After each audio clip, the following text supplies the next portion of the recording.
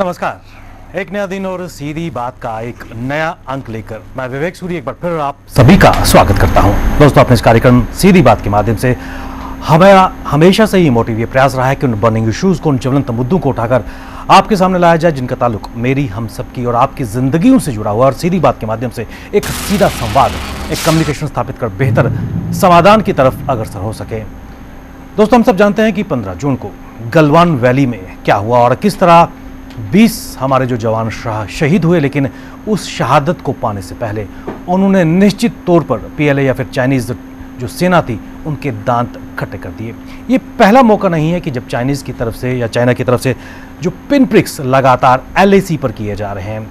इससे पहले डोकलाम का जो विवाद और उस तरह भारत ने जो स्टैंड लिया, और पिछले कुछ समय से जिस तरह चाइना, पाकिस्तान, नेपाल और बाकी एशियन देशों पर अपना प्रभाव डाल रहा है, उस संदर्भ में अगर बात करें तो कितनी व्यापक, खासकर गलवान वैली के बाद जो सिचुएशन भारत और चीन के संबंधों के बीच में है, और उसके बाद लगातार जो उस स्तरीय सैन्य प्रमुखों की जो मुलाकात, वार्ता हो रही है, इस संदर्भ में अगर बात करें तो क्या ये मान के चलें कि जो तनाव है कम हो पाएगा। लेकिन सबसे महत्वपूर्ण बात, एलएसी पर जो हो रहा है, क्या उसका प्रभाव एलओसी पर या फिर भारतीय सीमा, अंतर्राष्ट्रीय सीमा पर भी देखने को मिलेगा, और किस प्रकार जो प्रण, खासकर हमारे प्रधानमंत्री नरेंद्र मोदी जी ने परसों ऑल पार्टीज मीटिंग के बाद जो उनका वक्तव्य आया है, कितना प्रभावशाली और कितना असर आने वाले समय में देखने को मिलेगा। यही आज की सीधी बात है। उस पर चर्चा करने के लिए हमारे साथ एक बहुत ही विशिष्ट पैनल मौजूद है, जिनका परिचय आप सबसे करा दूं। सबसे पहले मेरे एक्सट्रीम राइट साइड पर ब्रिगेडियर एस एस समयाल साहब बैठे हैं। हमारे इस कार्यक्रम में रक्षा विशेषज्ञ के तौर पर शामिल हो रहे हैं। इनके बिल्कुल ही साथ में बैठे हैं प्रोफेसर जे जगन्नाथन। आप प्रोफेसर हैं department of national security studies, central university Jammu. एक स्ट्रेटेजिक एनालिस्ट के तौर पर आप हमारे इस कार्यक्रम में शामिल हो रहे हैं। मेरे एक्सट्रीम लेफ्ट साइड पर सर्वप्रथम प्रोफेसर दीपांकर सेन गुप्ता, जाने माने सोशो पॉलिटिकल एनालिस्ट, और यूँ तो आप प्रोफेसर हैं department of economics, university of Jammu, लेकिन सटीक बात करते हैं विभिन्न मुद्दों पर, खासकर भारत और बड़े सगीर की अगर बात करें। और इनके बिल्कुल साथ में जुड़ चुके हैं श्री सुकेश खजूरिया जी, आम जनता, सिविल सोसाइटी की अभिव्यक्ति यहाँ पर कर रहे हैं। आप जाने माने सामाजिक कार्यकर्ता हैं। आप सभी का हमारे इस कार्यक्रम में स्वागत।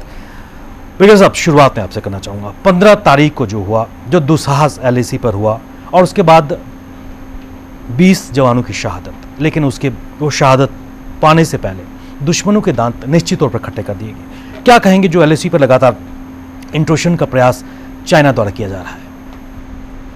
विवेक जी, थैंक यू। सबसे पहले तो मैं अपनी तरफ से 20 परिवार जिनके बच्चे, हस्बैंड या भाई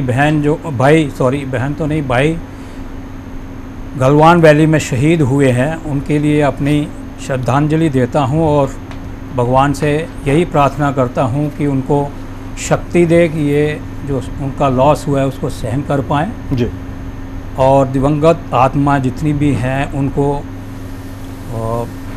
पीस मिले, और जहाँ तक हो सके भगवान उनको, अगर हो सके तो स्वर्ग में ही स्थान उनको मिले तो बहुत अच्छा रहेगा। अब आपकी बात के जो 15 जून को गलवान वैली में हरकत हुई है या इंसिडेंट हुआ है, जैसे आपने कहा कि देखिए ऐसे इंसिडेंट चाइना के साथ पहले भी होते रहे हैं, और पहले जो इंसिडेंट होते थे या ऐसी वारदात होती थी तो उसमें सिर्फ धक्का मुक्की, वार्तालाप, एक दूसरे को थोड़े कड़े शब्द कह के आपस में जो है वो पीछे हट जाते थे। और ये इसलिए हो रहा था क्योंकि ये जो गलवान वैली है, इसको अगर आप देखें, पहली तो मैं बड़ी पिक्चर से बात करूंगा कि इसकी स्ट्रैटेजिक वैल्यू जो है वो हम दोनों के लिए ही इतनी है, बिल्कुल, कि जो उसके ऊपर में कब्जा रखेगा या जिसके अधीन वो रहेगी वैली, उसको स्ट्रैटेजिक फ़ायदा इस तरीके से होगा। जैसे हमें अगर हिंदुस्तान को क्या होगा, एक तो हमें अक्साई चीन में जाने के लिए एक जो हम ब्रिज बना रहे हैं, जो बन गया है, आज की इन्फॉर्मेशन 2 दिन की पहले की, वो बन गया है। वो ब्रिज जो है वो अक्साई चीन के अंदर को जाने का रास्ता है, पहली चीज़ वो ब्रिज, और ये रोड जो अंदर अक्साई चीन को जाएगी वो। दूसरी चीज़ कि जो पॉइंट 14 PP14 के ऊपर में ये वारदात हुई है, वहाँ से कराकोरम पास कोई ज़्यादा दूर नहीं है। कराकोरम पास में हमारी एक पोस्ट है और आपको मालूम है कि कराकोरम पास के जरिए ही चाइना ने अपना वो जो सड़क बनाया है जिससे कि वो गवाडार पोस्ट तक जाना चाहता है और जिसके ऊपर उसने बहुत पैसे लगाए हैं, लगा रहा है। तो उसके लिए ये स्ट्रैटेजिक वैल्यू है कि वो रोड अगर हिंदुस्तान के निगाहों में रहेगा तो क्या होगा कि कभी भी हम उसको शायद, चाइना को ये बहुत ही अभी यकीन हो रहा है, आस्ता आस्ता चाइना को भी और दुनिया को भी यकीन हो रहा है कि भारत इस प्रकार की एक शक्ति बन के आ रहा है कि वो अपने हक जो हैं, अपने हकूक़ हैं, अपना जो ज़मीन है उसके ऊपर में हर तरफ से वो लेने की कोशिश करेगा और उसकी हिमाकत भी करेगा और उसके पास में काबिलियत भी है। जहाँ तक हमारी बात है, हमारा प्रेजेंट गवर्नमेंट का ये स्टैंड रहा है कि अक्षय चिन्ह हमारा है, बिल्कुल, और वो किसी ना किसी दिन हमारे पास में आएगा और हमने लेना है उसको। नाउ अभी ये इंसिडेंट की बात जो कर रहे हैं करके देखिए, उसमें जो चाइना और हिंदुस्तान के बीच में एक किस्म का परसेप्शन डिफरेंस है, पर दिमागी परसेप्शन जो है कि जो लाइन ऑफ एक्चुअल कंट्रोल है वो कहाँ से गुजरती है। चाइना की तरफ से ये कहना है कि लाइन ऑफ कंट्रोल जो है वो फिंगर 4 से आगे से निकलती है, तकरीबन फिंगर 2 के पास से उनका जो लाइन ड्रॉ करते हैं वो उसमें आती है। और जो हमारा परसेप्शन है, हिंदुस्तान का परसेप्शन है, वो है कि फिंगर 8 से जाती है। अब फिंगर 8 और फिंगर 4 के बीच में ये एक किस्म का हमारा 1993 का मुआहदा है, उसके पहले एक पहले भी हुआ है तो उसमें नहीं जाऊंगा क्योंकि वो सभी को मालूम है। उसके अनुसार इस इलाके के अंदर में दोनों कंट्रीज़ का ये मुआहदा हुआ था, वायदा हुआ था कि हम पेट्रोल करेंगे, आप फिंगर 4 तक आओगे, कौन, चाइना फिंगर 4 तक आएगा और हम फिंगर 8 तक जाएंगे सॉरी। और जितनी भी पेट्रोल जाएगी वो बगैर हथियार के जाएगी।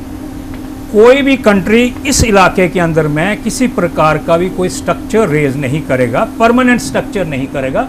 टेम्परेरी स्ट्रक्चर आए करके बैठना है, तंबू लगा लिया वो और चले गए, तंबू लेके चले गए, वो एक किस्म का आपस में ये अंडरस्टैंडिंग था। उसके जो उन्होंने वायदा साइन किया, अंडरस्टैंडिंग साइन किया। अब इस वक्त क्या हुआ, इस बार क्या हुआ कि क्योंकि हमारी सड़क बन गई है, ब्रिज बन रहा था, वो अभी जैसे मैंने कहा कि कंप्लीट हो गया, अब सबको मालूम है, तो हमारी पेट्रोलें जो हैं वो एग्रेसिवली इस इलाके के अंदर में पेट्रोल कर रही हैं, जिसके कारण से अगर चाइनीज़ देख रहे थे करके कि ये बहुत इम्प्रूवमेंट इन्होंने कर दिया और ये किसी भी वक्त अंदर भी आ सकते हैं, ज़्यादा अंदर भी जा सकते हैं, तो उनकी भी पेट्रोलें आती थी करके, लेकिन 99% आपस में इनका मिलाप नहीं होता था। कभी कभार अगर मिलाप हो गया तो लड़ाई झगड़ा तो नहीं होता, लेकिन धक्का मुक्की हुई, एक दूसरे को कड़े शब्द कहे और फिर वो वापस चले जाते थे। लेकिन इस वक्त क्या हुआ कि चाइना ने सॉरी, जैसे आपको मालूम है कि गलवान वैली के अंदर में बहुत सा अपनी फ़ौज लेके आए, जिसमें गाड़ियां लेके आए और सैटेलाइट की पिक्चर से सब देखे हैं।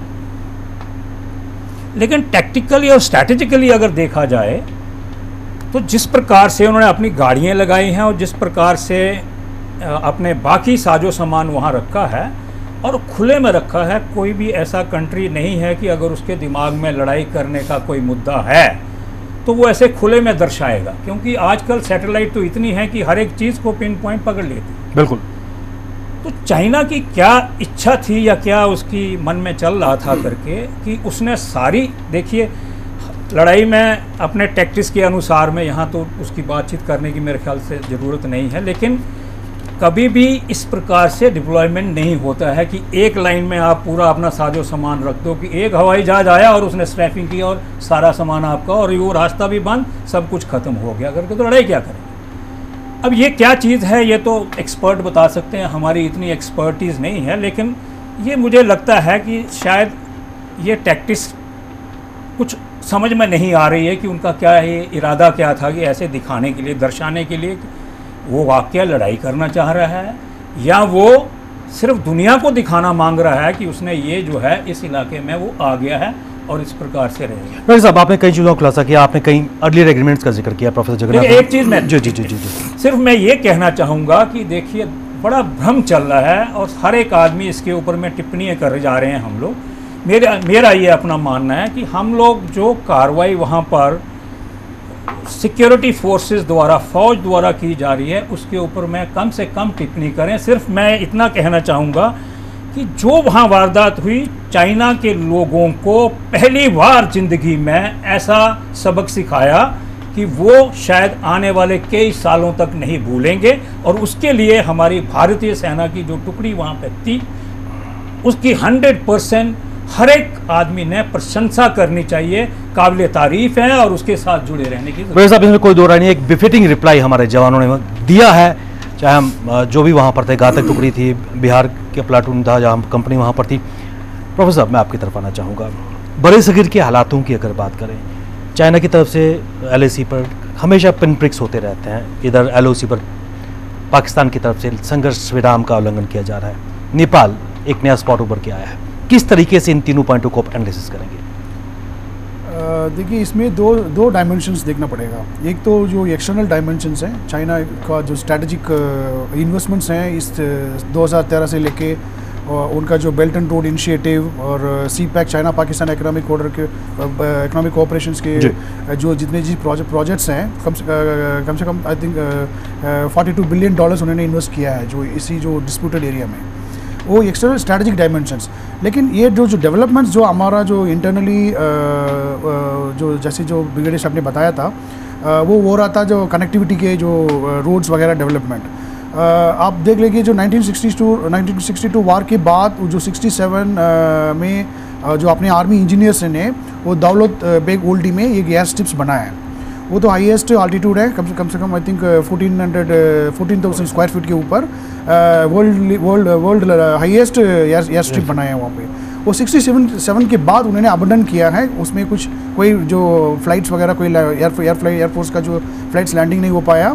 लेकिन बीच में जो 90s के बाद जो अपने एयरफोर्स ने 3-4 बार उन्होंने फाइल मूव की MOD के अंदर, मिनिस्ट्री के जो परमिशन के लिए, हम ये वाला जो एयर स्ट्रिप है हम शुरू करना है, वो चालू करना है, क्योंकि लॉजिस्टिक बहुत वेरी इंपॉर्टेंट है, स्ट्रेटेजिक वैल्यू भी है, क्योंकि जो वहाँ से जो सियाचिन का लॉजिस्टिक का वो सबसे बड़ा आसान हो जाएगा, क्योंकि जो ये बिल्कुल नज़दीक है और प्लेन एरिया में है और स्ट्रेटेजिकली वेरी हाईली जो सिक्योर्ड प्लेसेस हैं। सियाचिन फिर भी वो जो वल्नरेबल है लॉजिस्टिक्स वगैरह जो मूवमेंट करने के लिए, क्योंकि ये एक बार वो लॉजिस्टिक ऊपर जाएगा तो कम से कम 2-3 लगेगा और मैनुअली ले देना पड़ेगा, हाईली रिस्की था और it is also vulnerable post था। और अब दूसरा भी देखना पड़ेगा, जो 1967 से जैसे जो कराकोरम रोड और इतना डेवलपमेंट चाइना ने किया है, जो गिलगित बल्टिस्तान अभी जो 2010 से लेकर 13 तक, और हमने जो एयर चीफ मार्शल ने बिना परमिशन का उन्होंने क्या किया, वो एयर स्ट्रिप खोल दिया और खोलने के बाद अपने जो लॉजिस्टिक फ्लाइट वो लैंड करने के बाद उन्होंने बता दिया हमने एयर स्ट्रिप खोल दिया और लॉजिस्टिक्स लैंडिंग हुआ। और उसके बाद 2008 में हुआ था, लेकिन 2013 में जो लॉजिस्टिक्स से सबसे बड़ा एयरक्राफ्ट है वो जो अमेरिका से हमने खरीदा था, उसमें लॉजिस्टिक्स वहाँ पहुँचा बिल्कुल। और इसमें चाइना ने बहुत अपोजिशन किया है, हल्ला बुल्ला किया है। जो 2013 में उसी टाइम में एक बार ट्रेसपास पहले बार वो बहुत अग्रेसिव सर तरफ से हुआ था, जो दौलत बेग ओल्डी के ऊपर जो वहाँ पे, क्योंकि उनका स्ट्रैटेजिकली बहुत थ्रेट था जो चाइना का अक्षय चिन्ह का, क्योंकि अक्षय चिन्ह था वो डिस्प्यूटेड लैंड था। और आप देख लीजिए जितना भी जो चाइना पाकिस्तान के ऊपर बॉर्डर डिस्प्यूट्स हैं वो पूरा ईस्टर्न फोकस्ड है, तवांग बेल्ट के ऊपर वो फोकस था। यहाँ के कोई इश्यूज नहीं था, क्योंकि वो अंडरस्टैंड नहीं था ग्राउंड लेवल पे ये अनडेमोक्रेटेड टेरिटरी है। और जैसे सर ने बताया, जो फिंगर 2 तक आप पेट्रोलिंग कर सकते हैं, हम फिंगर 8 तक हम आएंगे, हम करेंगे। और जो भी डेवलपमेंट्स हो रहे हैं वो इस तरह का जो शायोक रिवर और ये जो गलवान रिवर के इस तरह का जो नहर में वहाँ पे जो अपनी इंडियन भारत का जो हिंदुस्तान का जो जितना भी डेवलपमेंट्स रोड चल रहा था। लेकिन ये जो BRO का प्रोजेक्ट्स है, आप देख लीजिए जो 2013 तक इतना तेज नहीं था, लेकिन 2014 के बाद इन्होंने क्या किया, जो BRO को एक्टिवेट कर दिया, क्योंकि 2013 में शी जिनपिंग ने, चाइनीज़ प्रेसिडेंट ने, वो बेल्ट एंड रोड इनिशिएटिव और CPEC ने लॉन्च किया है। सो उसके दौरान हमने भी वो रोड कनेक्टिविटी दौलत बेग ओल्डी तक रोड भी बनाया, लेह से दरबुक एक जो मिलिट्री स्टेशन से और पोंगसोन लेक और ये शायोक रिवर के नहर पे दौलत बेग ओडी तक। और ये जो अभी जून अप्रैल में जब अपने रक्षा मंत्री ने वो जो रोड खोल दिया है, वो अनाउंस किया है जो दौलत बेग ओडी तक हमारा रोड BRO ने सक्सेसफुली कंप्लीट किया है।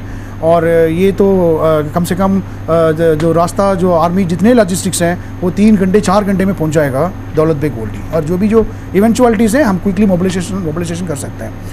ये जो ये डेवलपमेंट है वो चाइनीज़ को जो स्ट्रैटेजिकली स्पेशली जो PLA है ना, पीपल लिबरेशन आर्मी का जो बहुत नुकसान था उनको थोड़ा थ्रेट हो गया, क्योंकि उन्होंने सोचा अगर कभी भी जो अगस्त 5 का डेवलपमेंट लेके लद्दाख सेपरेट यूनियन टेरिटरी हो गया, फिर उसके बाद आपने जो गृह मंत्री ने पार्लियामेंट में भी कहा था हम जान देंगे जो भी जो पाकिस्तान ऑक्युपाइड जम्मू कश्मीर और अक्षय सिंह को स्पेशल रेफरेंस दिया है। सो ये जो हमने जो इसके बाद जितने जो इंटरेक्शंस हुआ था जो चाइनीज़ स्कॉलर्स को और उनका राइटिंग्स का ऊपर वहाँ पे जो यही उन्होंने कोट किया है, क्योंकि उन्होंने थोड़ा सीधा थोड़ा सीरियस ले लिया वो जो भी स्टेटमेंट्स वो पार्लियामेंट में ने दिया है, वो ये गृह मंत्री ने दिया है और जो डेवलपमेंट्स का उन्होंने दिल लेके। और जो अप्रैल के बाद इन्होंने 3-4 जगह पे वो रोड है दौरबुक से दौलत बेग ओल्डी जो रोड जाता है, 3-4 प्लेसेस में उन्होंने थोड़ा अग्रेसिव इंट्रूशंस भी किया है। एक तो शुरू किया पांगसोंग से लेक, उनका भी जो बोट्स आते रहते थे, लेकिन इस बार काफ़ी एक्टिविटीज़ हैं, नंबर ऑफ़ पोस्ट उन्होंने बढ़ा दिया और 300 कम से कम 300 फौज का उन्होंने टेम्प्रेरी वो जो माउंटेन क्रॉस को उनका जो ग्राउंड फोर्सेस हैं उन्होंने लगा दिया। वो थोड़ा एक्टिविटीज़ ज़्यादा हो गई, तो हम भी अलर्ट किया है ये तो अनयूजुअल है, रेगुलर नहीं है, ये क्यों इतना उनका जिस बोट आते रहते हैं पेट्रोलिंग करते रहते हैं और अपने साइड पे भी टेरिटरी में आगे प्रोवोकेशन की तरफ।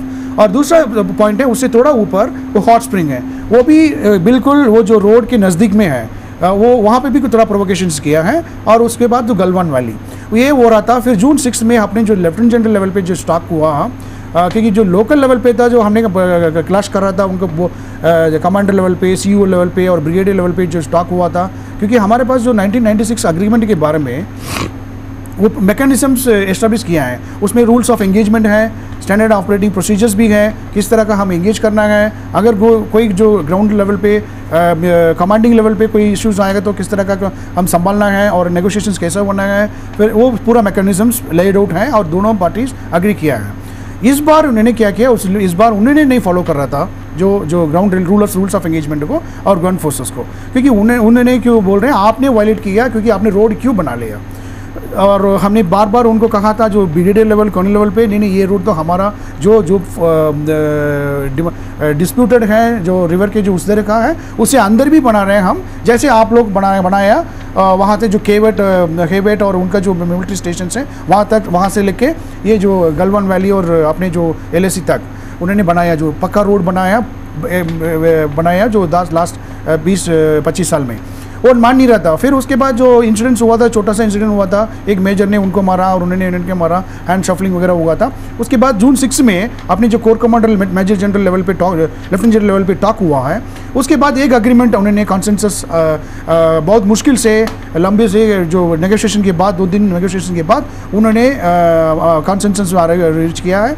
उसमें यही था आप जहाँ पे जो स्टेटस को आते हैं जो अप्रैल से पहले जो स्टेटस को आए वहाँ तक अब वापस जाएंगे, उन्होंने मान लिया। लेकिन जो जब रिट्रीट कर रहा था वो पांगसोंग लेक से उन्होंने वापस कर लिया, लेकिन उनको फोर्स को तो पूरा नहीं विड्रॉ नहीं किया, लेकिन पॉइंट से पीछे गया। और उन्होंने हमने मॉनिटर किया, वो जून 6 से लेके वो डेवलपमेंट चल रहा था प्रोसेस। इसलिए हमारा जो ऑफिशियल्स हैं, लेकिन मिनिस्ट्री ऑफ एक्सटर्नल अफेयर्स और जो मिनिस्ट्री ऑफ डिफेंस और army officers, army spokes persons, उन्होंने वॉच कर रहा था। हम देख लेंगे जो डीएस्केलेशन प्रोसेस का उन्होंने हॉनर करें, जैसे जो लोकल लेवल्स पे एग्रीमेंट हुआ उसके बाद हम देखते हैं क्या होने वाले नेक्स्ट एक्शन जो लेवल पे टॉक करना है इस चीज़ के ऊपर। लेकिन एक वो जो पांगसोंग लेक से पीछे गया, वो रिपोर्ट आ गई और जो कोर कमांडर को जो ये पांगसोंग लेक से उन्होंने पीछे रिट्रीट किया है, लेकिन उन्होंने फोर्स पुल बिल्कुल नहीं रिट्रीट किया है। हॉट स्प्रिंग में किया है वो हो गया, लेकिन गलवान वैली में वो उनका जो टेरेन है वो जो शायोक रिवर का वो ट्राई जंक्शंस जैसे हैं। वो पिक्चर्स अभी सैटेलाइट इमेजेस दिखा रहे हैं। वो उन्होंने क्या किया, वो ट्राई जंक्शंस में वो अपना जो पॉइंट से पीछे लेके एक कोई जो माउंटेन्स जैसे हैं उसके पीछे अपने पूरा ट्रक्स वगैरह खड़ा किया गया और उसका नदी के बीच में भी काफ़ी स्ट्रक्चर्स पानी रोकने के जैसी, अभी तक पता नहीं है वो पानी रोकने के लिए कुछ स्ट्रक्चर्स बनाया, लेकिन लग रहा है वो पानी रोकने का भी वो स्ट्रक्चर्स जैसी वो बन रहा था। वो लेके हमारा जो लोकल पार्टी है वो जाके उन्होंने देखने के लिए गया, शायद ये भी हो सकता है कि उन्होंने क्रॉस करके देखने के लिए गया, वो पार्टी के ऊपर एम्बुश हुआ और ये जो हुआ कैजुअलिटीज़ आप जो देख रहे थे वो होगा। इसका मतलब ये जो चीज़ ये इसका जो स्ट्रेटजिक पॉइंट्स आपको हमको बाहर आया, चाइनीज़ का क्या ग्रेट गेम है, गलवान के ऊपर क्या ग्रेट गेम है। गलवान के ऊपर ग्रेट गेम यही है क्योंकि उनको अभी जो कोरोना के बाद इनका जितना इन्वेस्टमेंट किया है जो बेल्ट एंड रोड इनिशिएटिव में, उसमें कम से कम काफ़ी 40% ऑफ द प्रोजेक्ट्स वो पूरा नुकसान हो गया है। ये ऑफिशियल स्टेट में भी कल 2 दिन के पहले एक प्रोफेसर, चाइनीज़ प्रोफेसर ने भी उन्होंने बताया जी ये कोरोना वायरस के ऊपर जैसे काफ़ी नुकसान हुआ बेल्ट एंड रोड इनिशिएटिव में और सीपेक में। और सीपेक दूसरा चीज़ है, हम तो एक एंड को देख रहे हैं, दूसरा एंड को देखोगे तो आप पाकिस्तान के थ्रू जा रहे हैं। वो भी अभी पिछले जो कोरोना के बाद काफ़ी इश्यूज हो रहा था, वो डेवलपमेंट एक्टिविटीज़ नहीं हो रहा था। बलूचिस्तान में इकोनॉमिक जोन के ऊपर इश्यूज चल रहा था। कराची में उनका जो ट्रेडर्स हैं और बिजनेसमैन में वो भी खिलाफ कर रहा था, जो कराची इलेक्ट्रिसिटी बोर्ड उनको दिया है चाइनीज़ कंपनी ने, ट्रांसपोर्ट कॉरिडोर बन रहा है और ऊपर से IMF का प्रेशर था। इसीलिए अभी लेटेस्ट जो पाकिस्तान का जो इकोनॉमिक स्टेटमेंट था उसमें सीपेक को हटा दिया उन्होंने। प्रोफेसर मैं दोबारा पे आऊँगा, लेकिन आपने तफसील से एक पूरा डाटा पेश किया। प्रोफेसर दिवाकर आपकी तरफ आना चाहूँगा। 1962 के बाद क्या आपको लगता है एक बिफिटिंग रेस्पॉन्स इंडिया की तरफ से पहली बार चाइना को दिया गया? देखिए, ये मैं बिफिटिंग रिस्पॉन्स नहीं कहूँगा।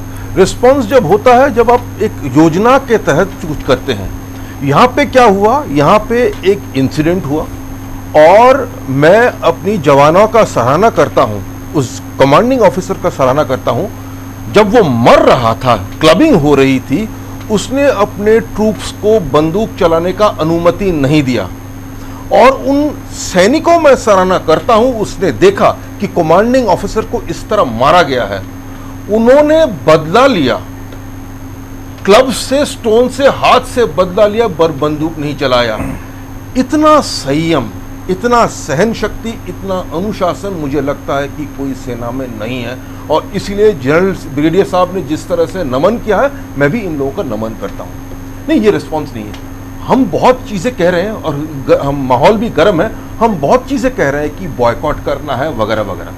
देखिए, रिस्पॉन्स अगर करना है पहले हम चाइनीज स्ट्रैटेजी को देख लेते हैं। बिल्कुल। आपने कहा है पिन प्रिक्स, ये कोई पिन प्रिक्स नहीं है, ये स्टेडी इंक्रोजन है और सिर्फ LOC या बॉर्डर पे नहीं है, ये इकोनॉमी पर भी है, ये ग्लोबल ऑर्डर पे भी है। मैं LOC के 2 मिनट बात करता हूं। देखिए, उनको पता था, उन्होंने अपने बॉर्डर में इंफ्रास्ट्रक्चर बना लिया था। उनका जो एक हाईवे है नियारी इन तिब्बत से लेके पूरा चला जाता है अरुणाचल तक, एक बहुत बड़ा हाईवे है और मेरे दोस्त जो हाईवे पे ट्रैवल किया है वो कहता है हमारे NHAI के पास ऐसा कोई रास्ता नहीं है। इंफ्रास्ट्रक्चर उनका पूरा था, हमने बॉर्डर पे इंफ्रास्ट्रक्चर बनाया नहीं। तो क्या हुआ, उनको पता था कि जब भी हम चाहें ये सपोजिट LAC को हम बदल सकते हैं। गलवान वैली का उन्हीं का डॉक्यूमेंट्स 1978 में मानता था कि ये India LOC, India part of LAC में है। अब उन्होंने बदल लिया है। क्यों बदला है? वो पुराना एजम्पशन चल रहा है कि हिंदुस्तान कुछ कर नहीं पाएगा और हम मान भी लेते थे। हमने 640 किलोमीटर आफ्टर 1962 सरेंडर कैसे किया? हम मजबूर थे, हमारे पास कोई चारा नहीं था। उन्होंने पेट्रोलिंग करना शुरू कर दी हर जगह पे और हम कुछ कर नहीं पाए क्योंकि हमारे पास इंफ्रास्ट्रक्चर नहीं था। आज प्रॉब्लम क्या हो गया, यहाँ पे इंफ्रास्ट्रक्चर आ गया है और इसीलिए दो साइड एकदम मुठभेड़ पे आ गया है। ये LAC की बात है। मैं इकोनॉमिक्स की बात करता हूँ। हमारा ट्रेड जो चाइना के साथ है, हम बहुत कम चीज चाइना को एक्सपोर्ट करते हैं, वो हमें काफी ज्यादा एक्सपोर्ट करते हैं। तो उनका जो ट्रेड सरप्लस विद इंडिया है, इट्स $55 बिलियन। ये $55 बिलियन कितना होता है? $55 बिलियन आज 4 लाख करोड़ रुपए होता है। 4 लाख करोड़ रुपए। अब हम क्या एक्सपोर्ट कर नहीं पाते चाइना के साथ? हम कर पाते हैं, पर जिन जिन आइटम्स में हमारा एडवांटेज है चाइना हमें एक्सपोर्ट करने नहीं देते हैं। जैसे फार्मास्यूटिकल्स में हम बल्क ड्रग्स चाइना से एक्सपोर्ट करते हैं। हम ऐसे दवाई बनाते हैं जिसको चाइना की जरूरत है, जैसे कैंसर ट्रीटमेंट में 2 साल पहले चाइना में एक फिल्म बना था जहां पे एक फैमिली को दिखाता है कि इंडिया से मजबूर होके वो कैंसर ड्रग्स स्मगल करता है और बच्चे को बचाता है। चाइना में वो जबरदस्त हिट हो गया, पर आज भी हमारे फार्मास्यूटिकल इंडस्ट्रीज में और जहां जहां हमारा एडवांटेज है वो हमें एक्सपोर्ट करने देते नहीं है। तो ये जो है ये पिन प्रिक नहीं है, ये बेसिकली एक सोचा हुआ साजिश के तहत वो देख रहे हैं कि हम कैसे इंडिया को एक्सपोर्ट करें और इंडिया हमें कैसे फाइनेंस करे। ये बड़ा ही एक संकीर्ण सोच है। इसमें मैं मानता हूं चाइना का भी हानि होता है, पर जब एक चाइना में एक कम्युनिस्ट पार्टी है और जब उसका इंटरेस्ट चाइनीज लोगों का इंटरेस्ट से डाइवर्ज करता है, उसको मन में जो भी आएगा वो करता रहेगा, आप कुछ कर नहीं पाएंगे। तो अगर हमें इसको टैकल करना है, हमें एक योजना की तरह टैकल करना पड़ेगा। वो हमें क्या इंपोर्ट करते हैं? इलेक्ट्रॉनिक आइटम, स्मार्टफोन्स वगैरह वगैरह। आज हम योजना के तहत हम स्मार्टफोन मैन्युफैक्चरिंग में भी आ रहे हैं। ये आज नहीं होगा, कल भी नहीं होगा, इसके लिए वक्त होगा, पर आपको निर्णय आज लेना है, क्या हम इस रास्ते पे अटल रहेंगे। आज मैं सोचता हूं कि चलो भैया आज इनका सेलफोन हटाया जाए, आपके पास सप्लाई कैपेसिटी नहीं है टू फुलफिल द मार्केट, तो आप तय कर लीजिए कि 4-5 साल के बाद हम आत्मनिर्भर हो जाएंगे। सेलफोन्स हम इन पे ड्यूटीज बढ़ाते रहेंगे और ताकि सेलफोन में हम सेल्फ सफिशिएंट हो जाए। अगर योजना के तहत आप करते रहे तो वो एक बात है, वो एक बिफिटिंग रिप्लाई होगा। बिफिटिंग रिप्लाई कभी भी इमोशनल नहीं होता है। बिफिटिंग रिप्लाई के लिए आपको स्ट्रेटेजाइज करना बिल्कुल पड़ता सही है। बात। तीसरी बात, और ये चाइना की ग्लोबल एम्बिशंस, ये जो BRI जो चाइना का है, ये बेसिकली रोड्स इनिशिएटिव वगैरह, belt and roads initiative China बात करते हैं। ये चाइना कहता है ये this is our gift to the world, कि हम इसको सपोर्ट कर रहे हैं पूरा देश को, सब देशों को जोड़ने के लिए। अगर ये सचमुच उनका देन है दुनिया को, तो उसमें यूनाइटेड नेशंस को आप इन्वॉल्व करो। यहाँ पे डिस्प्यूट सेटल मैकेनिज्म वगैरह जो है ये यूनाइटेड नेशंस को रखो। नहीं, डिस्प्यूट सेटलमेंट मैकेनिज्म चाइना के हाथ में है। तो ये आप कह रहे हैं कि लोगों को आप इसमें शामिल हो, पर इसमें जो डिस्प्यूट सेटलमेंट है वो मेरे हाथ में रहेगा। ये बेसिकली एक ग्लोबल डोमिनेशन की जरिया है। अब आप इंडिया को कहते हैं आप ज्वाइन करिए। एक तो है चाइना पाकिस्तान इकोनॉमिक जो ये कॉरिडोर की बात, ये नॉमेनक्लेचर से तो हमें प्रॉब्लम है, क्योंकि ये इंडिया का एक हिस्से से जा रहे हैं और फिर भी आप इसका नाम चाइना पाकिस्तान रखा हुआ है। चलिए मान लीजिए नॉमेनक्लेचर चेंज कर देता है। आप कहते हैं मैं कनेक्टिविटी के लिए कर रहा हूं, इंडिया कहता है अगर कनेक्टिविटी के लिए कर रहे हैं और इसमें अगर जुड़ जाते हैं, क्या मुझे आप सेंट्रल एशिया पे कनेक्टिविटी देंगे? जितने भी स्थान है, किर्गिस्तान, ताजिकिस्तान, क्या हमें कनेक्टिविटी मिलेगा? वो कहता है नहीं मिलेगा।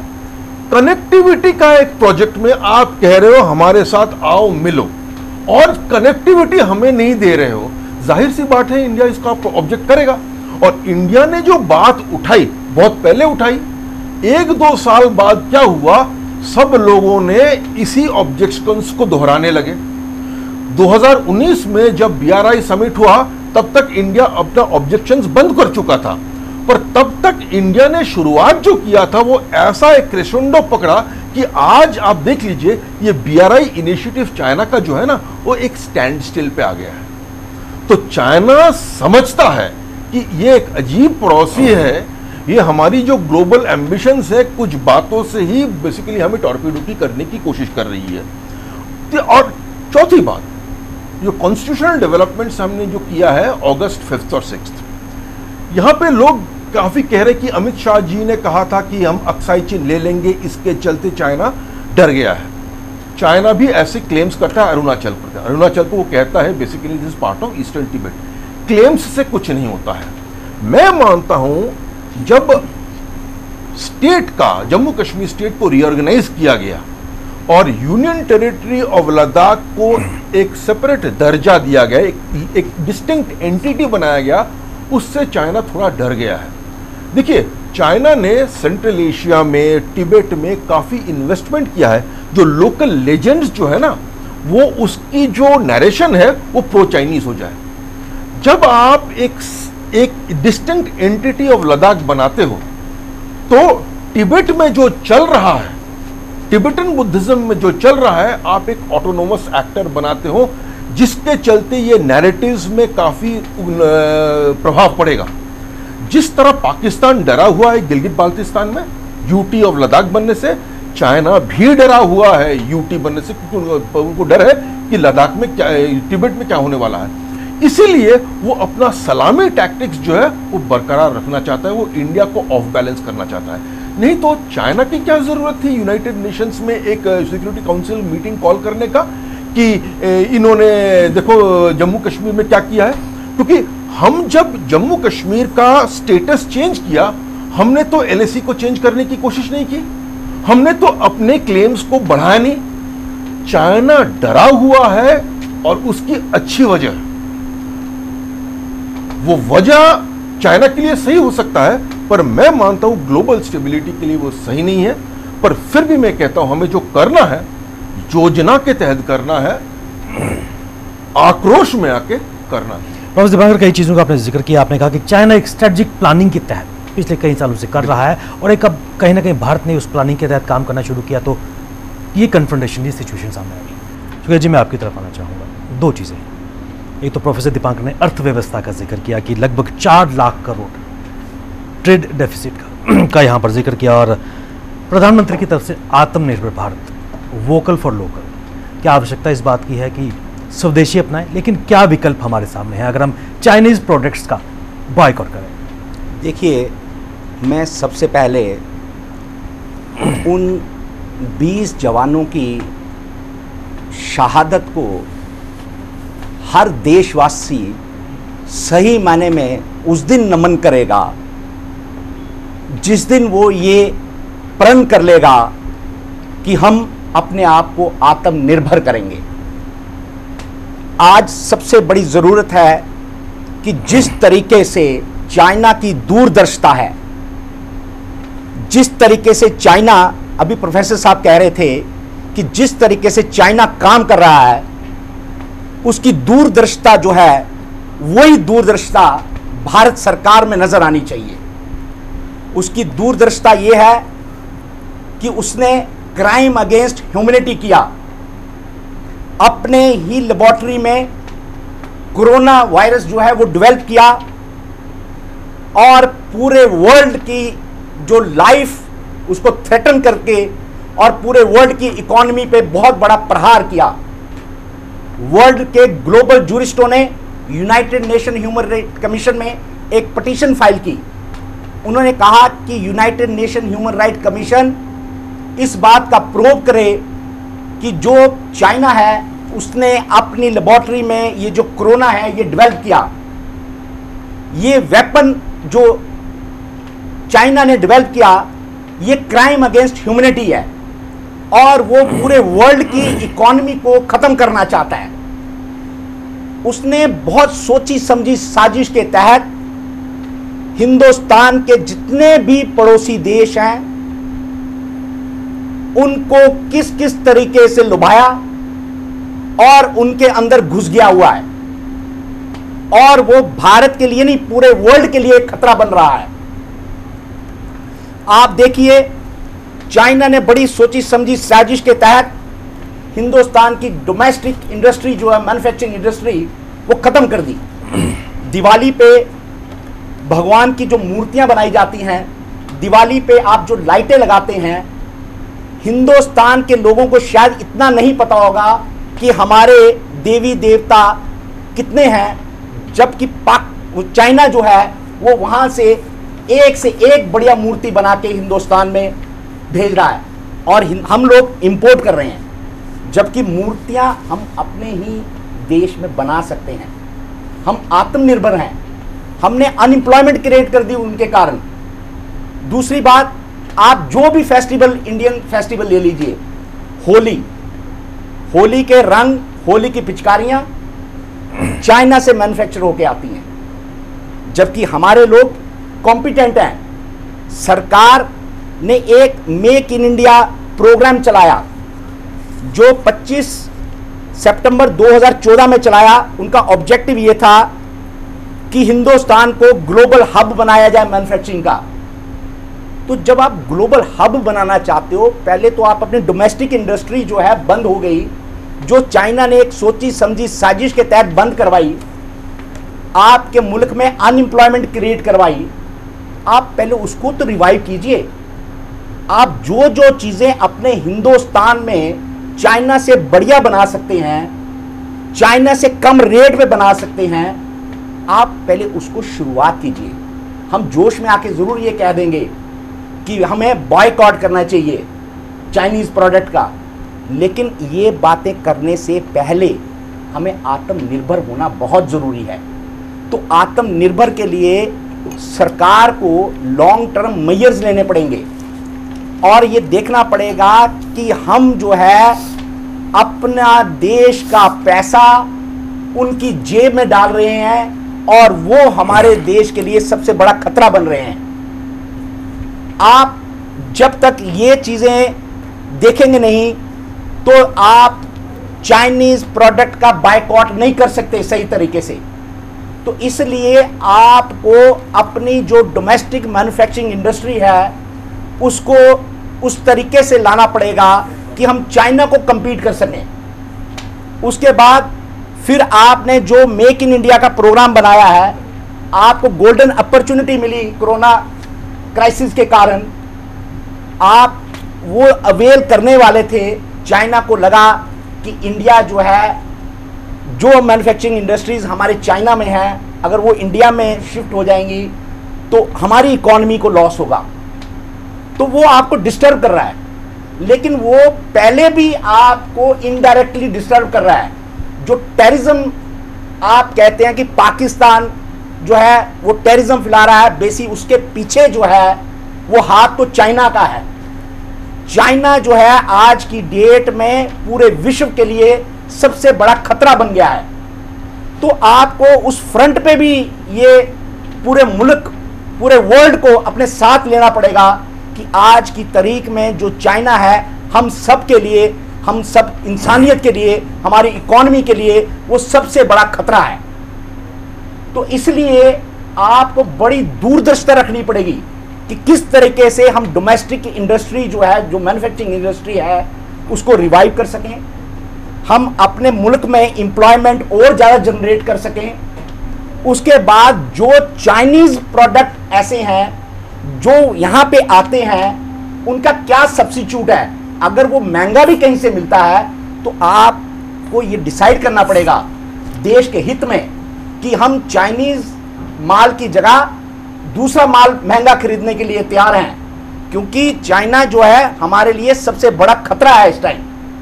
तो अगर हम उसके जो सोची समझी साजिशें हैं उनको नाकामयाब नहीं करेंगे तो हम उन 20 जवानों को सही श्रद्धांजलि नहीं दे पाएंगे। तो जी महत्वपूर्ण चीज़ आपने कही है कि लॉन्ग टर्म मेजर की ज़रूरत है। बशीर साहब, एक बार फिर आना चाहूँगा आपकी तरफ में। गलवान वैली के उस इंसिडेंट 15 जून के बाद शीर्ष अधिकारियों की, सैन्य अधिकारियों की वार्ता हो रही है, लेकिन रिजल्ट अभी तक सामने नहीं आया। ऐसे में back channel diplomacy political level पर भी हो रही है, दोनों राष्ट्रों के स्तर पर भी हो रही है। यहाँ से आगे क्या परसीव किया जा सकता है या क्या कदम उठाने की आवश्यकता है? विवेक जी, देखिए, शायद हमारा ये कहना कि हमारा कोई फर्दर प्रोग्रेस नहीं है 15 जून के बाद में, वो गलत होगा, क्योंकि जो ग्राउंड लेवल की इंफॉर्मेशन है वो ना तो किसी हम में से किसी को मालूम। बिल्कुल। लेकिन मेरा ये मानना है, और मैं इसलिए मान रहा हूँ करके कि मैंने पेंगोंग त्सो लेक तक का एरिया देखा हुआ है कि ग्राउंड की सिचुएशन बहुत डिफरेंट है और हिंदुस्तान के लिए बहुत बेहतर है। इतना मैं कहूँगा, इसके आगे मैं इसके ऊपर में कोई ज़्यादा बयान या व्याख्या नहीं करना चाहूँगा। लेकिन कुछ एक चीज़ें जो हैं करके, जो आई हैं करके कि भाई चाइना को सबक कैसे सिखाना या क्या करना है, मेरे ख्याल से देखिए, जहाँ तक फ़ौज का सवाल है मैं वहाँ तक ही रिस्ट्रिक्ट करूँगा, क्योंकि मेरा डोमेन वही है। फ़ौज कभी भी कोई हताहश होके कोई डिसीजन नहीं ले। बिल्कुल। पहली चीज़, अगर हम चाइना को कोई मिलिटरीली सबक सिखाना चाहते हैं तो उसका आदेश पॉलिटिकल गवर्नमेंट ने देना है, और पहले उनको अपना ये मेंटल प्रोसेस में फर्म होना पड़ेगा कि यस, हम आपको आज्ञा देते हैं कि करिए। उसके बाद में जैसे उन्होंने कहा कि कोई एक डिटेल्ड सिस्टमैटिक प्लान बनेगा, वो प्लान शायद मैं कहूँ कि वो शायद 15 जून से ही ऑलरेडी कमांडरों के फोकस में आ रहा होगा, लेकिन उसको एक्चुअल शेप जो देनी होगी वो दी जाएगी जबकि गवर्नमेंट की तरफ से कुछ इंडिकेशन ऐसी आए कि यस हमारी रिटेलिएशन इस मुताबिक होनी चाहिए कि ना तो वो इसको ज़्यादा हम इसको ज़्यादा प्रोवोक करें या हम क्या लेसन सिखाना चाहते हैं उसके बेस के ऊपर में हमारी रिस्पांस होगी। और मैं ये दर्शकों को बताना चाहूँगा कि हमारी सेना आज उस इलाके के अंदर में इतनी काबिलियत रखती है कि चाहे हमारा दुश्मन वहाँ से जो मर्जी ले आए, लेकिन हमारी क्षमता रोड बनने के बाद में, ये हेलीपैड बनने के बाद में और बाकी 4 जगह में बाकी जो एयर उसके लिए बनाए गए हैं बहुत ज़्यादा है। और कंपैरेटिवली जो हमारे दुश्मन के एयरक्राफ्ट हैं उनकी काबिलियत बनस्पत हमारे बहुत कम हो जाएगी। बेशक ये हम गिनती ना करें कि उसके पास 400 हैं और हमारे पास 10 हैं, लेकिन वो 10 कितने इफ़ेक्टिव हैं और 400 कितने इफ़ेक्टिव हैं उसके ऊपर में हमें जो है वो शायद गौर करने की ज़रूरत है। और वो हमारे with in the armed forces वो बहुत अच्छे तरीके से उनके पास में इसका पूरा डिटेल्स है, तो इसलिए हमें किसी प्रकार की कोई चिंता करने की ज़रूरत नहीं। लेकिन अगर किसी प्रकार की भी कोई एक्शन होती है, अगर होगी, ज़रूरत पड़ेगी तो होगी, तो देखिए दोनों साइड में कैजुअल्टीज़ होंगी और उसके लिए देश को तैयार होना पड़ेगा। हमारे देश में सबसे बड़ी कमी ये है कि अगर एक आदमी कहीं इधर से मर जाता है तो यहाँ पे चिल्लाना, रोना, दहाड़ना, ये वो फलाना ढिमकाना, सहनशीलता तो बिल्कुल है ही नहीं। जैसे प्रोफेसर साहब कह रहे थे करके कि भाई हमें पहले ये अपने अंदर में भरोसा लाना पड़ेगा कि अगर ये चीज़ मुझे नहीं मिलती तो कोई बात नहीं, अगर मैं 4 साल इस चीज़ के बगैर भी कर सकता हूँ। पहले मोबाइल नहीं थे तो क्या हम नहीं जी रहे थे? क्या प्रॉब्लम थी? लेकिन आज हैं तो इस्तेमाल करिए, कोई नहीं बोल रहा। लेकिन अगर मान लो 4 साल में नहीं मिलते हैं और हिंदुस्तान ये डिसीजन ले लेता है कि ओके वी विल बाइकॉट, क्या प्रॉब्लम है? कौन सी चीज़ नहीं मिलती है हिंदुस्तान में? मिलेगी, कॉस्टली मिलेगी, लेकिन वो हमें एज सिटीजन ये भी गवर्नमेंट का सपोर्ट करना पड़ेगा कि अगर गवर्नमेंट ऐसा डिसीजन लेती है तो हम ये नहीं जाएंगे कि कल जाके बाजार से वो खरीद के लेने के लिए और यहाँ हंगामा शुरू हो जाए, ये नहीं मिल रहा, वो नहीं मिल रहा है। जैसे JNK में हुआ, जबकि इंटरनेट बंद कर दिया तो यहाँ दुनिया चिल्लाने लगी कि जैसे इंटरनेट से पहले हम कहीं जीते ही नहीं थे करके मर गए थे सारे ही। तो ये चीज़ें जो हैं ये पब्लिक को सपोर्ट करना पड़ेगा गवर्नमेंट को, क्योंकि गवर्नमेंट जो है आप एक अकेली कुछ नहीं कर सकती है, उसकी बेसिक स्ट्रेंथ जो है वो पब्लिक है। और पब्लिक जब गवर्नमेंट को सपोर्ट करेगी तो मैं आपको यकीन दिलाता हूँ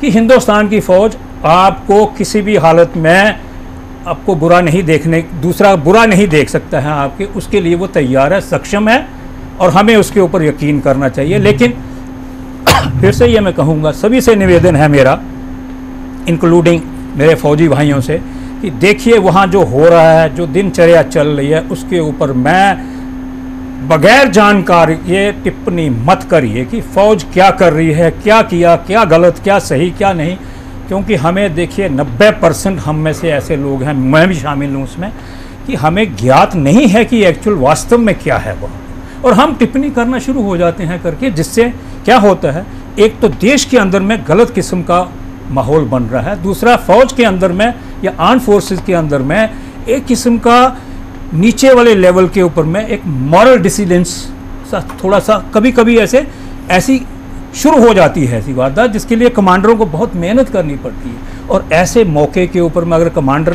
का अटेंशन डाइवर्ट हो जाए करके, तो आप सोच सकते हैं क्या अंदाज़ा होगा। अगर नहीं तो मैं बिल्कुल सोच सकता हूं, क्योंकि मैंने देखा है और मैंने किया है, तो मुझे मालूम है कि कितना असर पड़ता है जो हमारे नीचे होते हैं।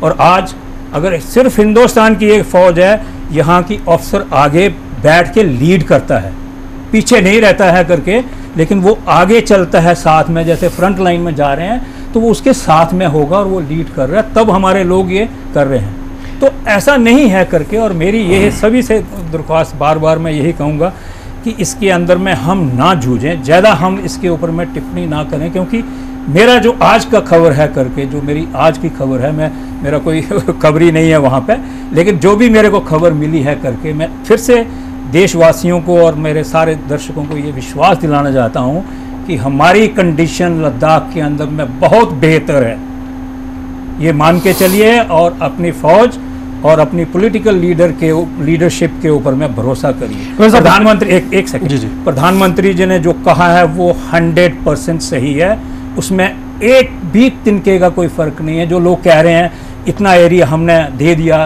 ये पोस्ट आज के दिन में जहाँ पे ये वारदात हुई है ये बिल्कुल LAC के ऊपर है। और एक क्लैरिफिकेशन वहाँ पे, जैसे प्रोफेसर साहब ने कहा, वहाँ पे क्या हुआ एक्चुअली, जैसे ये कह रहे हैं डेफिनेटली सही कह रहे हैं, लेकिन मैं उसमें ऐड करना चाहता हूँ। वहाँ पे उन्होंने 2 स्ट्रक्चर बनाए हुए, जिसमें कि ऐसा महसूस हुआ कि वो परमानेंट स्ट्रक्चर हैं। जब हमारी पार्टी वहाँ गई, उन्होंने देखा ये स्ट्रक्चर तो निकाले नहीं हैं। एक स्ट्रक्चर उन्होंने तोड़ा और उसमें आग लगाई। दूसरे स्ट्रक्चर में कुछ एक चाइनीज बैठे हुए थे। वहाँ से ये वारदात शुरू हुई, और जब ये वारदात शुरू हुई तो उनके लोग काफ़ी नज़दीक थे। हमारे लोग शोक नदी के इस पार, हमारी पोस्ट जो थी वहाँ से उनको उतनी दूर जाना था। रिएक्शन और एक्शन और रिएक्शन जो था हमारा थोड़ा सा, क्योंकि डिस्टेंस ज़्यादा था, वक्त ज़्यादा लगा, लेकिन हमारे लोगों ने जिस प्रकार से वो लड़ाई हाथापाई करी, उनके पास में देखिए ऐसे हथियार थे जो कि प्रिमिटिव एज के थे और जिनीवा कन्वेंशन के खिलाफ हैं वो, लेकिन हमारे हिंदुस्तान में से किसी एक ने आवाज़ नहीं उठाई कि वो ऐसे जिनीवा कन्वेंशन के खिलाफ जो हथियार लेके हमारे लोगों पे उन्होंने अटैक किया। क्या किया हमने? किसी पार्टी ने या किसी लोग ने नहीं बोला। मैं पार्टी की बात तो सॉरी मैंने अगर बोल दिया ये करके नहीं बोलूँगा, किसी ने नहीं बोला कि इसके ऊपर में हम जिनीवा कन्वेंशन में UN में जाते हैं और उसके खिलाफ में FIR करवाते हैं। गवर्नमेंट क्यों करवाए सब चीज़ें? तो उन्हीं से छीन के वो कार्रवाई उन्होंने की है, उन्हीं से छीने हैं। और उसके अलावा वहाँ पे जो जगह है वहाँ पे सिर्फ 2 या 3 आदमी एट ए टाइम खड़े हो सकते हैं। तो किसी को अगर आपने धक्का दे दिया तो वो गया नीचे, हमारे वाले ने दिया या उनके वाले ने दिया, वो तो ग्राउंड की रियलिटी है, वो ना मैं जानता हूँ ना हम लोग जानते हैं। तो मैं ये कहूँगा कि देखिए भारत बहुत स्ट्रांग पोजीशन में है, और उसने चाइना को बता दिया वॉट एवर रीज़न उनके जो भी हैं, प्रोफेसर साहब ने बताया, इन्होंने भी बताया कि उनके आने के जाने के क्या रीज़न है। लेकिन गलवान का जो भी ये पॉइंट है स्ट्रैटेजिकली इसलिए इम्पॉर्टेंट है हमारे लिए और उनके लिए ज़्यादा है, क्योंकि हमारा जो DBO का रोड है वहाँ से वो डोमिनेट करना चाहते हैं। वो इसलिए नहीं लड़ाई करी उन्होंने, वो डोमिनेट करना चाहते हैं और वहाँ पे अपना पोस्ट लगाना चाहते हैं, ताकि हमारा जितना भी मूवमेंट इस रोड के ऊपर हो वो सब उसको मालूम हो, और जब भी वो चाहे तो अपनी फौज या आर्टिलरी या दूसरे तरीके से वो इसको इंटरडिक्ट कर पाए, जैसे पाकिस्तान ने कारगिल में करने का चाहा था करके। तो ये चीज़ें हैं, इसको मुझे रुकना पड़ेगा क्योंकि समय की सीमा है। नहीं, कोई इशू नहीं है, मैंने ज़्यादा टाइम ले लिया। प्रोफेसर साहब मैं आपकी तरफ आना चाहूँगा। 2 फ्रंट्स का आपने जिक्र किया, नेपाल जिसने अपने संविधान में खासकर बॉर्डर जो अपना मैप लाया है, क्या कुल मिलाकर चाइना कहीं ना कहीं श्रीलंका की अगर बात करें, पाकिस्तान की अगर बात करें, बांग्लादेश या फिर नेपाल की अगर बात करें, एक इन्फ्लुएंस क्रिएट करना चाह रहा है और भारत को घेरने का प्रयास कर रहे हैं? ये जो नेपाल और ये दोनों अलग अलग से देखना पड़ेगा। कोई इतना जो काफ़ी जो लिंक्स तो नहीं दिखा रहा है, क्योंकि Ladakh is stand alone event है और नेपाल का, लेकिन वो तो स्ट्रैटेजिक लेवल पे तो एक लिंक दिखा रहे हैं, क्योंकि वो चाइना का इन्फ्लुएंस में है। वो तो सब हमको पता है कि 3-4 साल जो जिस तरह का नेपाल का जो डोमेस्टिक पॉलिटिक्स चल रहा है, वो कम्युनिस्ट के खिलाफ और एंटी इनकम्बेंसी फैक्टर्स हैं, उससे थोड़ा दूर रखने के लिए वो जो ओली हैं, प्राइम मिनिस्टर ओली ने, वो इंडिया एंटी इंडिया कार्ड खेल रहे हैं। और एक उसके पीछे भी चाइनीज़ काफ़ी, जो अभी 2 दिन कल एक न्यूज़ आ रहा था, वो जो चाइनीज़ एम्बेसडर्स नेपाल ने वो काफ़ी जो बैकग्राउंड वर्क किया है, और इसको जो पूरा स्ट्रैटेजी वगैरह जो नेपाल प्राइम मिनिस्टर के पर्सनल लेवल पे पूरा काम किया है, जो काला पानी ये जो इश्यूज़ का फ़ायदा उठने के मिले।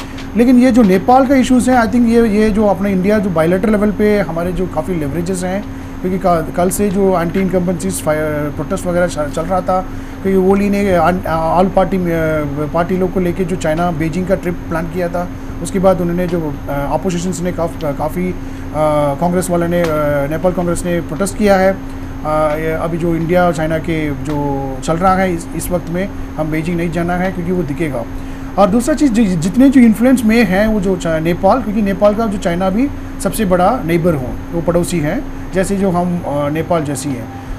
लेकिन ये रिलेशनशिप तो बहुत कम हो गए, नीचे हैं, और पीपल टू पीपल कांटेक्ट तो चल रहा है, लेकिन पॉलिटिकली जब तक नेपाल के अंदर जो कम्युनिस्ट जो लीडरशिप है उनके अंदर जो एंटी इनकम टैक्स करप्शन का ये फैक्टर चल रहा है वो बदलेगा, शायद ये भी बदलेगा। लेकिन ये तो अजीब से नया डेवलपमेंट है जो नेपाल ने अपने मैप को, नया मैप को जो कॉन्स्टिट्यूशन से करवाया है वो काफ़ी देर चल रहा था, लेकिन ये डिप्लोमेटिकली इसको करना है। और सबसे बड़े बात है जो जितने जो स्मॉल स्टेट्स हैं, हम कहते हैं जो और नेबर्स हैं, वो नेपाल जो चाइनीज़ के इन्फ्लुएंस में अंदर हैं, वो अभी उनको पता चल रहा है जो जिस तरह का जो चाइना ने उनको ट्रैप किया है, और डेप्ट ट्रैप बोलते हैं वो इकोनॉमिक डेवलपमेंट के बारे में।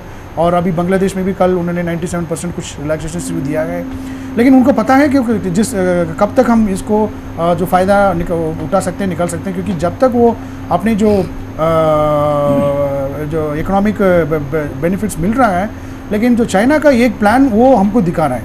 चाइना क्या कहते हैं, वो इसको पूरा जो अपनी तरफ से जो अथॉरिटेरियन रिजीम बना रहे हैं वो डेमोक्रेटिक के सराउंडिंग, तो जो स्ट्रिंग ऑफ पोल्स हैं वो स्ट्रेटेजिक नहीं है, अभी वो पॉलिटिकल भी दिखा रहे हैं। उन्होंने सारे जो परसों एक न्यूज़ आया, communist party of Nepal communist party और चाइना कम्युनिस्ट पार्टी दोनों एक MOU साइन किया है, और दोनों एक कॉन्फ्रेंस भी किया है दोनों पार्टी का। उसमें यही चर्चा हुआ था कैसे स्टेट रन करना है, कैसे और ये जो पार्टी रन करना है।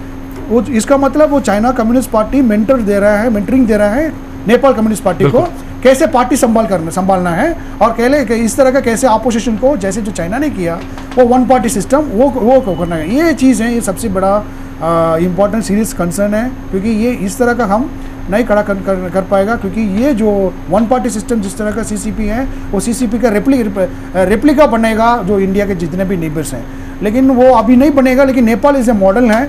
अगर इसमें भी दूसरा चीज़ है, इंटरनल सिक्योरिटी एंगल भी देखेगा, तो अगर नेपाल बनेगा CCP जैसे NCP, वो पूरा अपोजिशन को ख़त्म करेगा और सिंगल पार्टी करेगा और सप्रेस करेगा जैसे जो CCP की वजह से करेगा, और उनके अंदर मेंटरिंग में आएगा। हमारा जो माओइस्ट मूवमेंट है, नक्सलबारी मूवमेंट है, उसमें भी इनका थोड़ा सपोर्ट वगैरह करने के लिए चांसेस हैं, और ये इंटरनल सिक्योरिटी का सबसे बड़ा इश्यूज़ हैं। सो पॉलिटिकल एंगल देखनी चाहिए। और दिवाकर, आपने अर्थव्यवस्था का जिक्र किया, और जिस आपने कहा कि लगभग 4 लाख करोड़ ट्रेड डेफिसिट की अगर बात करें, शहादत के वक्त पूरे देश में देशभक्ति चरम पे होती है, लेकिन परसों एक चाइनीज़ मोबाइल ऑनलाइन सेल होती है, लगभग 1 लाख लोग ले लेते हैं, देशभक्ति तेले नहीं गई। नहीं, देखिए देशभक्ति के साथ इसको मत जोड़िए। इसके लिए आपको किसी और तरह का देशभक्ति चाहिए। आप सरकार को ऐसा स्थिति उत्पन्न करना चाहिए ताकि ये चीज़ें हमारे देश में बने। आपको पता होना चाहिए कि फॉक्सकॉन जो एप्पल बनाता है वो महाराष्ट्र में अपना कैपेसिटी सेटअप कर रहा है। बिल्कुल। आपको जैसे क्या हुआ है, कोरोना वायरस के चलते 26 कंपनीज जापानीज जो चाइना में स्थित थे, उन्होंने सप्लाई चेन उन्होंने चेंज किया है। 26 में से 23 कंपनीज वियतनाम आया है। हमारे देश में क्यों नहीं आए? हमें यह देखना पड़ेगा। देखिए, सीमा पे एक स्थिति है, उस स्थिति के चलते आप अर्थव्यवस्था को इसको डायरेक्टली इंटरपोलेट मत कीजिए। अर्थव्यवस्था को अगर आपको चेंज करना है तो आपको एक योजना की तरह करना पड़ेगा। आप जो नौकरशाही है, हमारी जो इंटरफेरेंस है हमारे अर्थव्यवस्था में, उसको निकालने पड़ेंगे। ईज ऑफ डूइंग बिजनेस आपको बेहतर करना पड़ेगा, आपका इंफ्रास्ट्रक्चर सही करना पड़ेगा। उसके बगैर आप मेक इन इंडिया कर नहीं सकते। हम सक्षम हैं, हम कर सकते हैं। मैं आपको कहा हूं, जिन एरियाज में हमारा एडवांटेज है, चाइना हमें वहां पे कुछ करने नहीं देता है। तो इसीलिए हमें योजना की तरह करना है। आज नहीं करना, कल नहीं करना, पर उसकी बीज जो है आज हमें बोना है ताकि 3-4 साल बाद हमें इसका फल मिले। उसी मायने में कहता हूं, संभ्याल साहब ने कहा, ब्रिगेडियर साहब ने कहा कि इस वक्त LAC में जो स्थिति है वो हमारे अनुकूल है, मैं मानता हूं, पर ये डायनामिक सिचुएशन है। कल क्या होगा, परसों क्या होगा, मुझे पता नहीं, क्योंकि हम हमेशा रिएक्ट करते आ रहे हैं। देखिए, कुछ चीजें हैं हमें एडवांटेज लेना चाहिए। क्या है? ये सिर्फ चाइना हिंदुस्तान के साथ नहीं कर रहा है। हांगकांग में देखिए क्या कर रहा है, ताइवान के साथ देखिए क्या कर रहा है, वियतनाम के साथ देखिए क्या कर रहा है। वियतनाम फिशिंग वेसल्स को उन्होंने सिंक कर दिया है और साउथ चाइना सी में तो वो पूरा छा गया है अगेंस्ट इंटरनेशनल नॉर्म्स। वो हर जगह पे अपना शत्रु बना रहा है या लोगों को ठेस पहुंचा रहा है। आप इसको एक योजना की तरह इन लोगों से भी बात करिए, एक माहौल बनाइए और एक स्ट्रैटेजी बनाइए कि उनके रिस्पॉन्स अगर होगा आपका काउंटर रिस्पॉन्स हो, और सबसे बेहतर काउंटर रिस्पॉन्स अब उनकी तरफ से आना चाहिए, क्योंकि रिस्पॉन्ड पहले या आप कर रहे हैं ये आपको देखना है। जहां तक इकोनॉमिक्स की बात है, मुझे लगता है कि आप सही तरह से प्लानिंग कीजिए तो प्रॉब्लम नहीं होना चाहिए। देखिए अगर एक चाइनीज गुड, खुजरिया साहब ने कहा है कि क्या हम सैक्रिफाइस कर नहीं सकते, हम कर सकते हैं। सरकार आराम से सेल फोन पे टैक्सेस 25% कर दे, हम चाइना से नहीं, हम वियतनाम से खरीदेंगे, वो कोई बड़ी बात नहीं है। या हम कोरिया से खरीदेंगे या हम खरीदेंगे जापान से, उतनी बड़ी बात नहीं है। बात यह है कि आपका जो रिस्पॉन्सेस वो एडहॉक होनी नहीं चाहिए। आपका जो रिस्पॉन्स होना चाहिए वो आपको प्लान करके करना चाहिए। तो आप जो भी करेंगे, आप 5 साल 10 साल देख लीजिए। आपको याद होगा 1992 में नरसिम्हा राव ने ताइवान और इजराइल के साथ चुपके से अपना एम्बेसी खोल लिया। वो बीज उसने तब बोया।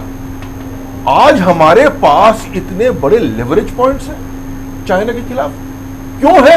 लोग भूल जाते हैं वो नरसिम्हा राव ने चुपचाप एक काम किया था, उसके चलते। आप नरसिम्हा राव को कोई याद रखता है? ये तो आज 2 दिन पहले तेलंगाना सरकार ने नरसिम्हा राव के नाम पे वो सेंटेनरी सेलिब्रेशंस की बात की। हम एक एहसान फरामोश देश है, हमारी जो मेमोरी बड़ा कमजोर है, और जिस देश की मेमोरी यार दोस्त इतना कमजोर होता है उसके लिए इतना योजना बनाना भी बड़ा मुश्किल हो जाता है। तो मैं मानता हूं पहले आप अपना यारदाश्त को मजबूत करिए। मैं एक और बात कहूंगा, सांब्याल साहब ने कहा और सही कहा ब्रिगेडियर साहब ने कि हर चीजों पे बहस करना नहीं चाहिए, क्योंकि पॉलिटिशियंस को लीवे कम हो जाता है। देखिए हम डेमोक्रेटिक सोसाइटी है, हम आर्गुमेंटेटिव सोसाइटी है, जो अमर्त्य सेन कहते हैं, हमें बात करना ही करना है। मेरा मानना है हम बात करना तो शुरू करते हैं, पर 2 बातें हमें करनी चाहिए। अगर इंफॉर्मेशन हमें सही मिल रहा है उसको अपडेट करना चाहिए, और फॉल्स इंफॉर्मेशन और प्रोपेगेंडा के लिए हमें जरिया बनना नहीं चाहिए। यह दुख की बात है, मैं देखता हूं कुछ रिटायर्ड ऑफिसर्स भी ऑफ द आर्मी वो चाइनीज प्रोपेगेंडा कर रहे हैं। सीधी सी बात है, इसमें 2 राय नहीं है।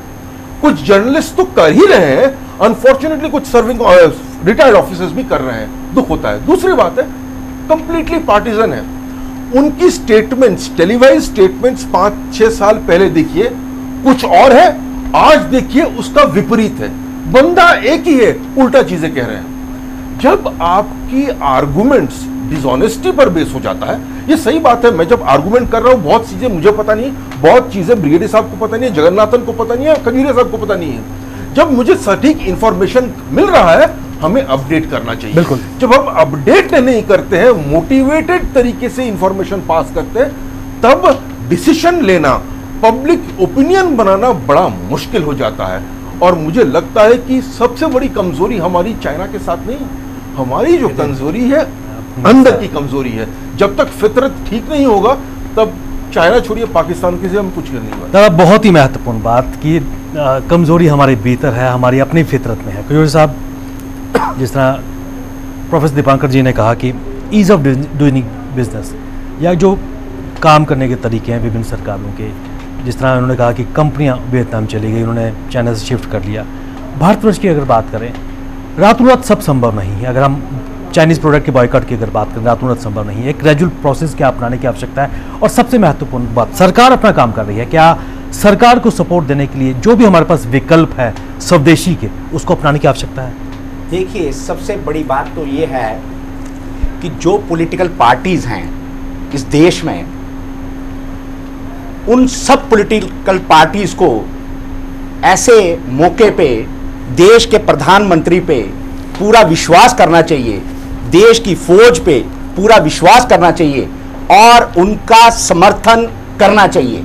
ये वक्त देश के प्रधानमंत्री और देश की फौज के साथ खड़े होने का है। बिल्कुल। तो जैसे अभी प्रोफेसर साहब कह रहे थे कि हम लोग जो है खुद ही इतने बेईमान हैं कि हम अपने लोगों के लिए ईमानदारी नहीं है। देश में अगर देश के लोग ये सोच लें कि हम 5 साल के लिए ईमानदार हो जाएंगे अपने देश के लिए, तो मैं कहता हूं कि देश हमारा जो भारतवर्ष है ये वर्ल्ड की सबसे सुपर पावर बन जाएगा उसी दिन। देखिए हमारे मुल्क में इतनी करप्शन है, हमारे मुल्क में सबसे बड़ी बात यह है कि वर्क कल्चर नहीं है। अगर हम किसी को प्रोफेसर अपॉइंट करते हैं, वो जब नौकरी ले लेता है उसके बाद कहता है जी यूनिवर्सिटी में तो मज़ा ही मज़ा है जी, हमें पढ़ाने की ज़रूरत ही नहीं है क्योंकि मैं अब प्रोफेसर लग गया हूं। कोई अकाउंटेबिलिटी नहीं है।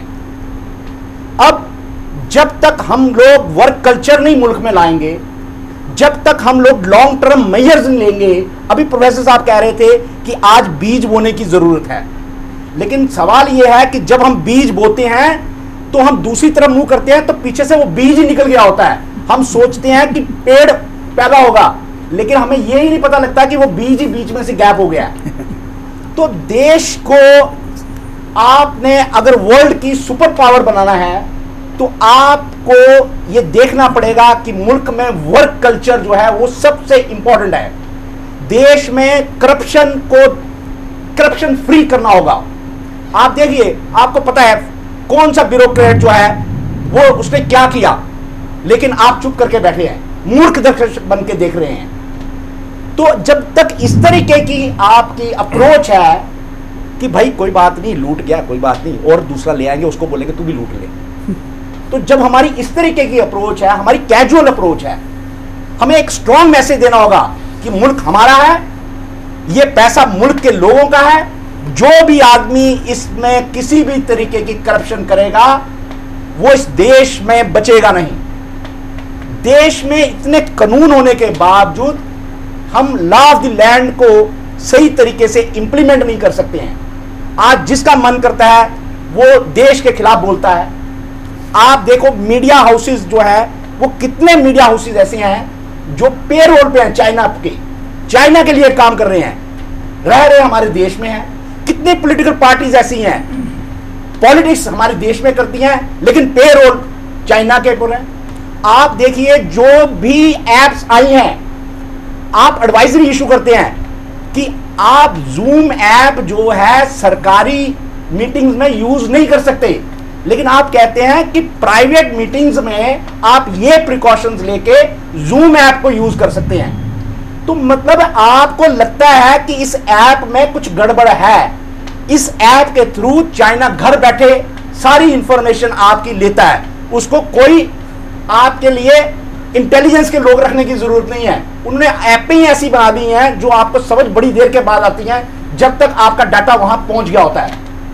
आज की डेट में 4G किसी बॉर्डर पे लगा है, जब वो फोन पे बात करता है तो क्या पता उसकी वो बातें सारी चाइना के पास पहुंच रही हैं, आपकी सारी इंफॉर्मेशन जो है लीक हो जाती है।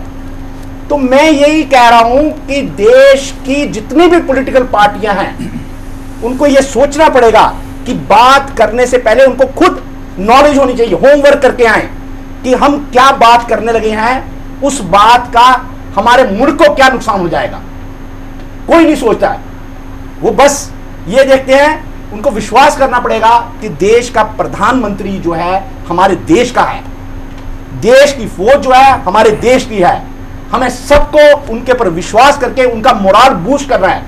आपने देखना चाहिए कि जो 20 जवान जो कत्ल किए गए हैं चाइना की तरफ से, उन्होंने कितना संयम बरता कि सारे जो भी इंडिया चाइनी एग्रीमेंट्स थे उनकी उन्होंने इंटरनेशनल लेवल पर रिस्पेक्ट की, लेकिन आपने उस बात की जेनेवा कन्वेंशन जो थी उसकी उन्होंने रिस्पेक्ट की, लेकिन आपने उसके अगेंस्ट जो उन्होंने खिलाफ वर्जी की उसके अगेंस्ट वॉइस रेज नहीं की। आपको हर चीज बड़े सोच समझ के करनी पड़ेगी। मैं बार बार बोलता हूं कि जब तक सरकारें जो हैं लॉन्ग टर्म मेजर्स लेंगी, एक एक चीज को नहीं सोचेंगी, ये देखेंगी नहीं कि चाइना से किस किस प्रोडक्ट का इंपोर्ट हो रहा है, फिर उसके बाद ये देखेंगी कितना इंपोर्ट जो है इस प्रोडक्ट का हो रहा है, कितना इंपोर्ट इस प्रोडक्ट का हो रहा है, क्या ये प्रोडक्ट हम हिंदुस्तान में बना सकते हैं, उसके मैन्युफैक्चरिंग यूनिट जो है खड़े करें, बेरोजगार लोगों को रोजगार मिलेगा। देखिए रोजगार के इतने साधन हैं, हमारे पास इतनी ब्यूरोक्रेसी है। किसी को पूछो जी आप क्या है, मैं आईएएस हूं, तो मैंने कहा भाई 1000 नौकरियां मुल्क के लिए आप क्रिएट करके बताओ, मैं मानूंगा आप आईएएस अफसर हैं। आप आईएएस अफसर इसलिए हैं कि आपको एसी वाले कमरे में बैठना है, आपको ग्राउंड रियलिटीज का पता नहीं है, आप फील्ड में जाते नहीं हैं, प्रैक्टिकली आप देखते नहीं हैं, आप फैसिलिटीज अवेल कर रहे हैं।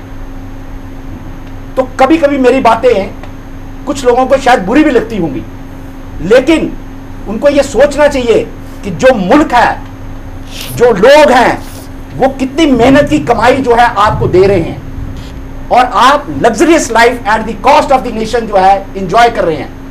लेकिन उसके बाद मुझे वर्ड यूज करना ही पड़ेगा आज कि नॉन परफॉर्मिंग ब्यूरोक्रेसी है।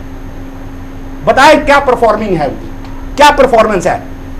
अभी आपने देखा हमारे स्टेट में ही एक एसआरओ हटाते हैं तो दूसरा एसआरओ नया लगा देते हैं, यह परफॉर्मेंस है।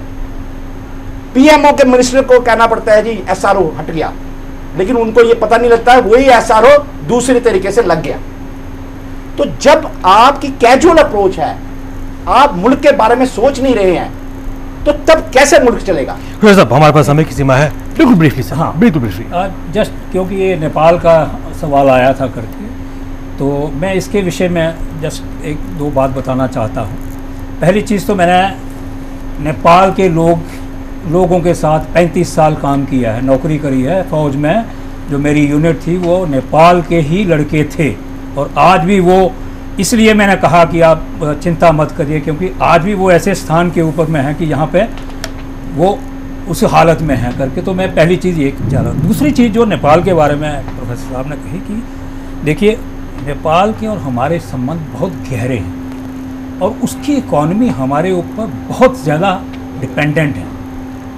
तो वो इस प्रकार की जहमत नहीं कर सकता है। ठीक है, ये थोड़ी देर के लिए उकसाया गया, उसने थोड़ा सा ये किया, लेकिन ये नहीं कर पाएगा। उसने कोशिश करी थी पहले भी, 89 में भी अगर याद होगा तो हमारे साथ में उनके ताल्लुकात बहुत ख़राब थे, और उस वक़्त भी मैं, पता नहीं ऊपर वाले की मर्जी थी, उस वक़्त भी मैं नेपाल विज़िट कर रहा था। मैं 1 महीने के नेपाल के दौरे पे ऑफिशियल दौरे पे था, और जो मैंने झेला, मैं 7 बार नेपाल से निकला और 7 बार दोबारा एंटर किया था। लेकिन उस वक़्त भी जो था करके किस कारण से हुआ वो छोड़िए करके, लेकिन उनकी डिपेंडेंसी हमारे ऊपर इतनी है कि वो अभी जो हमारा दोस्त या दुश्मन कह लो उसको, जो उसको उकसा रहा है, उससे वो ये थोड़ी देर के लिए वो चलेगा। लेकिन यस, हमारे लिए चेतावनी है खास करके, क्योंकि हमारे पास में 45,000 से ऊपर लोग काम कर रहे हैं हमारी फौज के अंदर।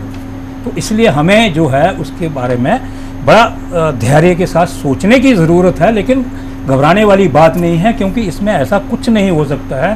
पहले भी 89 में भी कोई मोटिवेट नहीं हुआ था, और आज के दिन में भी ऐसा कोई मोटिवेशनल फैक्टर नहीं है जो कि ऐसा कार्रवाई करवा सके। तो इसका ध्यान रखने की ज़रूरत है। इसमें कोई दो राय नहीं है कि सरकार की तरफ से स्पष्ट दिशा निर्देश दिए जा चुके हैं, प्रधानमंत्री ने खुद इसका उल्लेख किया। लेकिन सबसे महत्वपूर्ण बात, हमें अपने गार्ड्स लोअर नहीं करने। लेकिन इंटरनल विजिट की अगर बात करें तो जो एक कॉल की गई है कि चाइनीज़ प्रोडक्ट का बाइकआउट करना, कहीं ना कहीं एक लॉन्ग टर्म मेजर, जिस तरह हमारे पैनलिस्ट का मानना है, एक लॉन्ग टर्म मेजर के तहत काम करने की आवश्यकता है। और जहां सरकार काम कर रही है, वहीं एज ए सिटीजन, इस देश के नागरिक के तौर पर हमें भी आत्मचिंतन करने की आवश्यकता है कि हम उस दिशा में क्या प्रयास कर रहे हैं।